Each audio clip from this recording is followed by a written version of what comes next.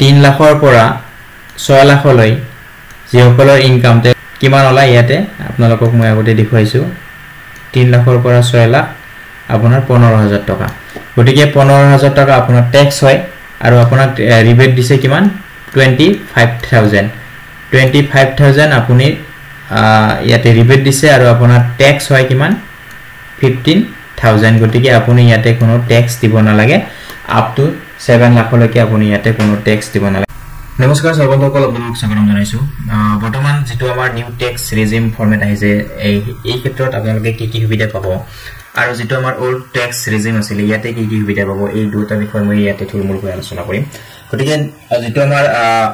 old tax regime আছিল ইয়াতে up to 5 লাখলৈ আপুনি কি পাব ইয়াতে ৰিবেট পাব আপ টু 5 লাখ 5 লাখলৈকে আপুনি কি পাব ইয়াতে ট্যাক্সত নপৰে আৰু ইয়াতে 5 লাখৰ ওপৰত যদি যায় তেতিয়াহলে আপুনি ইয়াতে ট্যাক্সত পৰিব আৰু ইয়াতে আপোনাৰ ডিডাকশন বহুত কিটা পাব আপুনি ইয়াতে চাব বহুবিলাক ডিডাকশন আছে নতুনকৈ যেটো আমাৰ এমএমএল আছে মুখ্যমন্ত্ৰী লোকসহায়ক আৰোগ্য যোজনা ইয়াতো আপুনি আপ টু 25000 লৈকে আপুনি ডিডাকশন পাব তাৰ পিছত ইটো আপুনি জানে কি কি ডিডাকশন আছে ইয়াতে টিউশন ফিজৰ পৰা আৰম্ভ কৰি জিআইএছ ইয়াতে পি ট্যাক্স জিআইএছ তাৰ পিছত এলআইসি প্ৰিমিয়াম এনপিএছ সকলোবিলাক ডিডাকশন আপুনি ওল্ড ট্যাক্স ৰেজিমৰ ক্ষেত্ৰত পাব কিন্তু আমাৰ যিখন নিউ ট্যাক্স ৰেজিম দিছে এইবাৰ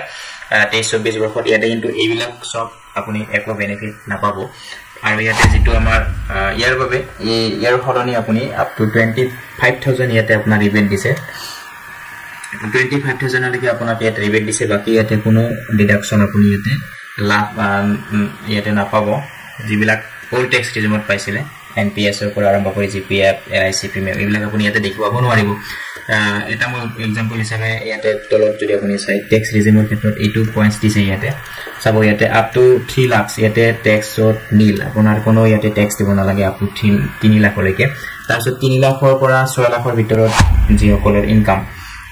তেওঁলোকে কি কৰিব ইয়াতে 5% ট্যাক্স দিব লাগিব আৰু 6 লাখৰ পৰা 9 লাখলৈকে যিসকলৰ ইনকাম তেওঁলোকে 10% ট্যাক্স দিব লাগিব প্লাস 15% এই 15000 টু হৈছে ইয়াৰ এই ইটো যে ইয়াতে আপোনাৰ ট্যাক্স হ'ব এই এমাউন্টটো ইয়াতে আপোনাৰ কি হ'ব এড আহিব গতিকে যিসকলৰ 6 লাখৰ ওপৰত তেওঁলোকৰ ইটো এড হ'ব কাৰণ ইটো স্লেবৰ পৰা যিখিনি ট্যাক্স তেওঁলোকে দিব লাগিব ইটো স্লেবৰ যিখিনি কি হ'ব এড হ'ব ঠিক একেদৰে ইটো আৰু ইটো মিলি পেলাই আপোনাৰ কিমান হ'ব 45000 গতিকে যিসকলৰ ইনকাম ইটো স্লেবত আহিব 9 লাখৰ পৰা 12 লাখ তেওঁলোকৰ 50% দিব লাগিব 9 লাখৰ পৰা 12 লাখ আৰু এটো আপোনালোকৰ এটো কি হ'ব 45000 টো এই দুটা স্লেবৰ এমাউন্টটো ইয়াতে এড হ'ব একেদৰে এই তিনিটা মিলি পেলাই 45000 আৰু ইয়াৰে যি 15% হ'ব এই দুটা মিলি আপোনাৰ 90000 হ'ব আৰু ইয়াৰে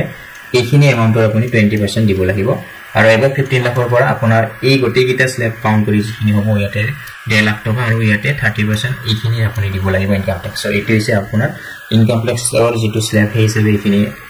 আপুনি দিব লাগিব তোৰ যদি আমি এটা স্কল কৰি চাও ইয়াতে ভালৰে বুজিব ষ্টেচন 1 আছে সাপোজ আপোনাৰ ইনকাম যদি 7,60,000 টকা হয় তেতিয়াহলে ইয়াতে এটা আপুনি ডিডাকশন পাব স্ট্যান্ডার্ড ডিডাকশন 50000 পাব 7,60,000 অৰ্থাৎ আপোনাৰ 7 লাখ টকাতকৈ বেছি ইনকাম হৈছে আৰু যিসকলৰ ইনকাম 7 লাখতকৈ কম তেওঁলোকে 25000 ৰিবেট পাব আৰু যিসকলৰ ইনকাম 7 লাখতকৈ বেছি তেওঁলোকে 50000 ইয়াতে ডাইৰেক্ট স্ট্যান্ডাৰ্ড ডিডাকশন পাব গতিকে 7 লাখতকৈ 7,60,000 ৰ পৰা 50,000 ইয়াতে মাইনাস দিছে এই আপোনাৰ এমাউন্ট আহিছে ট্যাক্সেবল ইনকাম হৈছে আপোনাৰ 7,10,000 গতিকে 7,10,000 ৰ পৰা আপোনাৰ ইয়াতে আপ টু 3 লাখলৈকে আপোনাৰ কোনো ট্যাক্স দিব না লাগে যেটো মই কথা আলোচনা কৰিলো আৰু 3 লাখ 1 টকাৰ পৰা ইটো 3 লাখ আছে 3 লাখ 1 হ'ব আৰু 3 লাখ 1 টকাৰ পৰা 6 লাখলৈকে আপোনাৰ কিমান পাৰ্সেন্ট আপোনাৰ ট্যাক্স দিব লাগিব 5% গতিকে 5% ট্যাক্স আপোনাৰ ইয়াতে কিমান হ'ব 15000 টকা আপুনি কি দিব লাগিব ট্যাক্স দিব লাগিব তাৰ পিছত যেহেতু যিসকলৰ ইনকাম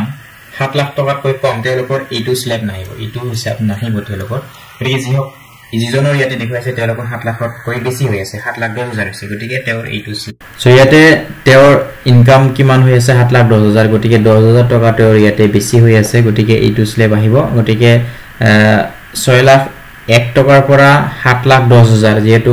7,10,000 বেছি আছে ইয়াতে ইমান লৈকে 10% তেওঁৰ কিমান হ'ব 1,10,000 টকা আহে মাইনাস কৰি যদি চাই আপুনি তাৰ 10% আপোনাৰ হ'ব 11,000 টকা গটিকে 11,000 আৰু 15,000 এইটা প্লাস কৰি মিলি পেলাই আপোনাৰ কিমান হ'ব 26,000 হ'ব গটিকে আপোনাৰ নেট ট্যাক্সেবল ট্যাক্স পেবল আপুনি কিমান কৰিব লাগিব এইখিনি টকাৰ আপুনি ট্যাক্স দিব লাগিব গটিকে ইয়াতে এটা শৰ্ত দিয়া আছে গটিকে আপোনাৰ কি আছে ইয়াতে আপুনি ট্যাক্স দিব লাগিব 26,000 টকা তাৰ পিছত দিছে ৰিবেট এটা দিছে আপোনাৰ 1887 এটা ৰিবেট ইনক্লুড কৰিছে ট্যাক্স পেবল ইনকাম আপোনাৰ কিমান 26,000 টকা তাৰ পিছত ট্যাক্সেবল ইনকাম কিমান আপোনাৰ 7,10,000 গটিকে আপোনাৰ 7 লাখতকৈ কিমান টকা বেছি আছে ট্যাক্সেবল ইনকাম 10,000 টকা এটো হৈছে আপোনাৰ 10,000 টকা গটিকে ইটো আৰু ইটো মাইনাস কৰিছে ইটো আৰু ইটো মাইনাস কৰি কিমান হৈ আছে 26,000 টকা 16,000 টকা 26,000 ৰ পৰা আপোনাৰ 10,000 টকা মাইনাস কৰিলে আপোনাৰ 16,000 টকা হয় গটিকে আপুনি ট্যাক্স কিমান দিব লাগিব রুল হিসাবে 16,000 টকা ইয়াৰ পিছত চাব আপুনি নেট ট্যাক্স পেবল ইনকাম কিমান আছে আপোনাৰ নেট ট্যাক্স পেবল ইনকাম আছিল আপোনাৰ 26,000 টকা 26,000 টকা এটো ইয়াতে দিছে 26,000 টকাৰ পৰা এই টকাটো ইয়াতে কি কৰিছে মাইনাস কৰিছে যেটো ইয়াতে রুলত লিখা আছে এটো 18C 878 লিখা আছে রিবেট এটো মাইনাস কৰিছে এটো মাইনাস কৰাৰ পিছত 26,000 ৰ পৰা 16,000 মাইনাস কৰিলে আপোনাৰ 10,000 টকা আপুনি কি কৰিব লাগিব ট্যাক্স দিব লাগিব আলটিমেটলি কি হল আপোনাৰ 7 লাখতকৈ জীৱান বেছি ইয়াতে টকা হৈছে ইনকাম হৈছে সেই এমাউন্টটো ইয়াতে কি হ'ব ট্যাক্স হিচাপে দিব লাগিব কিন্তু এই এমাউন্টটো আপোনাৰ বাড়ি গৈ না থাকে এটা লিমিট আছে সেই লিমিটটো যেতিয়া আপুনি ক্রস কৰিব অৰ্থাৎ যেতিয়ালৈকে মাইনাস নহয় তেতিয়ালৈকে আপুনি এই এমাউন্টটো ইয়াতে ৰিবেট পাই থাকিব আৰু যেতিয়ালৈকে ইয়াতে মাইনাস হৈ যাব আপোনাৰ এমাউন্টটো তেতিয়ালৈকে কিন্তু আপুনি গোটেইখিনি ইয়াতে ট্যাক্স পে কৰিব লাগিব এই উদাহৰণটো মই ইয়াত এইটো ইলস্ট্ৰেশন 2 দিছে সাপোজ ইয়াতে আপোনাৰ গ্ৰস স্যালাৰি 7,80,000 হৈছে ইয়াতে আপুনি স্ট্যান্ডাৰ্ড ডিডাকশন পাব 50,000 গটিকে তাৰ পৰা মাইনাস কৰিলে আপোনাৰ বাকি থাকিলে কিমান 7,30,000 গটিকে আপোনাৰ নেট ট্যাক্সেবল ইনকাম হৈছে আপোনাৰ 7,30,000 টকা গটিকে 7,30,000 আৰু আপোনাৰ ট্যাক্স পেবল ইনকাম হৈছে আপোনাৰ কিমান 30,000 টকা গটিকে ইয়াতে আপ টু 3 লাখ লৈকে আপোনাৰ ট্যাক্স নীল 3 লাখ 1 টকাৰ পৰা আপোনাৰ 6 লাখ লৈকে 5% 15,000 টকা ইটো সকলোৰে থাকিব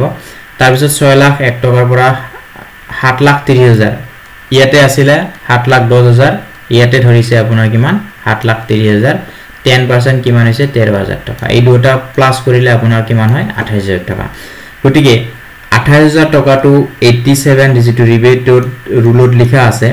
28,000 টকা ট্যাক্স পেবল ইনকাম আপোনাৰ কিমান হৈছে 28,000 টকা হৈছে আৰু আপোনাৰ ট্যাক্সেবল ইনকাম কিমান হৈছে ট্যাক্সেবল ইনকাম বিয়ন্ড 7 লাখ 7 লাখৰ বাহিৰে 7 লাখৰ ওপৰত ইয়াতে আমাৰ কিমান আছিল 10,000 টকা ইয়াতে আপোনাৰ 7 লাখতকৈ কিমান টকা বেছি হৈছে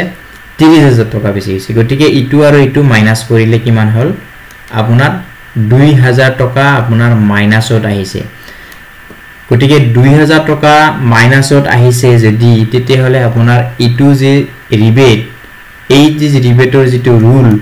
এই ৰুলটো কিন্তু আপোনাৰ ইয়াতে এপ্লিকেবল নহব 2,000 টকা যেহেতু মাইনাসত আহিছে গটিকে আপুনি এই 28,000 টকা ইয়াতে কি কৰিব লাগিব